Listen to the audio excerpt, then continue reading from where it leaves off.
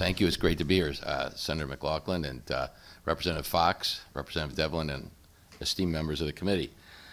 I'm here to talk about something that's very mundane and boring compared to some of the exciting and controversial topics you've had today, but I am prepared for intense grilling in case you want to ask me a lot of tough questions. But I'm here for Senate Bill 502, which is the land conveyance bill, and specifically I'm here advocating on behalf of my constituents in Cheshire. The town manager, Mike Malone, couldn't make it today. He asked me if I might stand in his stead. So I'm just going to read a couple of small excerpts from his letter to the committee and then be done with it and answer any questions that you may have for me. What the request is for the conveyance of a 48.07 acre parcel of land in the town of Cheshire. The property is in the northeast quadrant of the town's interchange zone at the intersections of 691 and Route 10. If Cheshire does receive the property, it would actively market it for development to continue to expand its economic base.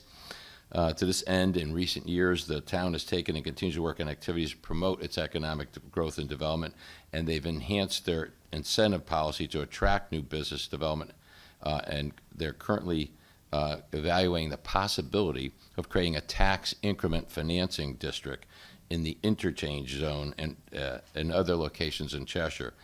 They've also met with representatives of the South Central Connecticut Regional Water Authority and discussed the possibility of sharing the cost for engineering and permitting the construction of a water main extension to the interchange zone. In addition, the Planning and Zoning Commission is considering modifications to its regulations to enable the town to entertain new development activity in light of the changing commercial and industrial real estate markets.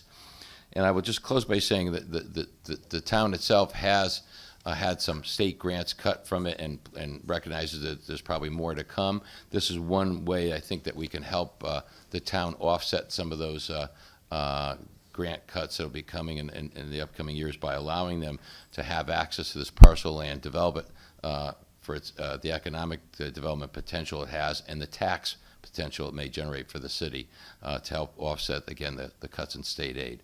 With that, I will end my testimony, and I'm ready for some intense questioning if you have some. Thank you, Senator Suzio. Could you expand on the tax increment financing program? Is this touching the property you're talking about? They're looking into the possibility. They're exploring that possibility of extending it into that area should they receive it. So it hasn't been approved yet. They're in the possibility of planning for that, Senator, and of course they have to wait until title to the property is consummated, and then they would pursue it actively. They tell me that's definitely one of their plans. Thank you. Any further questions? Chairman Fox. Thank you, Chairman. Good afternoon, Senator. Good afternoon, Representative Fox. Very quick question, just not knowing the area can you describe for me the area surrounding the proposed conveyance? Is there anything else near it, or? It's the intersection of 691 and 84, and which are near the Southington border of Cheshire. I've gone by there many, many times. I can't tell you exactly where the boundaries are, but I know I'm very familiar with the area. It has great potential because of the proximity to the 691 connector to 84 and 84 itself. So I think it has tremendous economic potential for the town to exploit, and I'm certain they will do their best to market it and exploit that economic development potential should we deed the land to them. Great. Thank you very much, sir. Thank you, Representative Fox. Thank you, Chairman Fox. Representative Winkler. Yes, what is the value of the land? I have not seen an appraisal of it. I would say, just because of my familiarity, I'm not a real estate agent, but I would guess it's in the ballpark. I would say it's not unreasonable to say $40,000 to $50,000 perhaps per acre. So it could be worth over $1 million, Representative, I would say. But I have not had access to an appraisal for it. Right. I'll have to look through the proposal again. I thought the number $3 million was in there somewhere. Do you intend for the state to, from what I understand, you want us to give it to you, you're going to sell it to developers. The money the developers pay for it, does it go to the town or does it go back to the state? No, the money would go to the town, and the town, it would help offset the cost of of the exploitation of the development of potential of the property. So again, the time and expense it'll take to hopefully get it recognized as an incremental tax zone, a tax increment financing district, I'm sorry. And the other things you have to do, they're talking again about putting the water main up to that area. So that would be fairly expensive too, and it'll help pay for the cost of enhancing the property value by making a water main access to the property. I'm not one of the people who say the sky is falling, but assuming the parcel is worth about $3 million, and assuming that the developers are willing to shoulder the costs of the purchase of the property, or would not be developable, they also can decide whether or not they want to run sewers or stuff. Basically, what I'm saying is, why should the state of Connecticut, if it was $3 million, why should the state of Connecticut not try to recover that money, knowing that a developer will, in essence, if the developer buys a piece of state property, why shouldn't the state get the money back, as it usually does, as opposed to the town? You're saying it's because of improvements to the parcel. That's right. In other words, what the city itself would be investing in things like the access, the water main access that would enhance the value of the property. And it's interesting. You had said you had read this in the ballpark of $3 million, and it is 48 acres. And just with my familiarity of the commercial values of properties there, I was guessing it was around 50,000 an acre. So that would put it around $2.5 million. So it's probably in the ballpark of what you are saying, I would guess, Representative.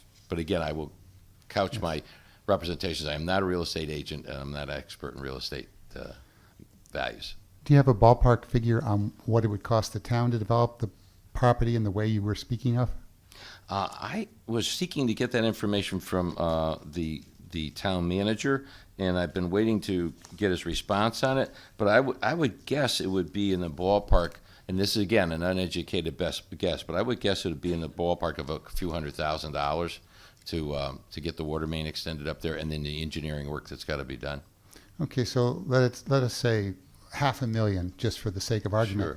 Sure. Would you have an objection to the state taking $2.5 million and the town taking $500,000?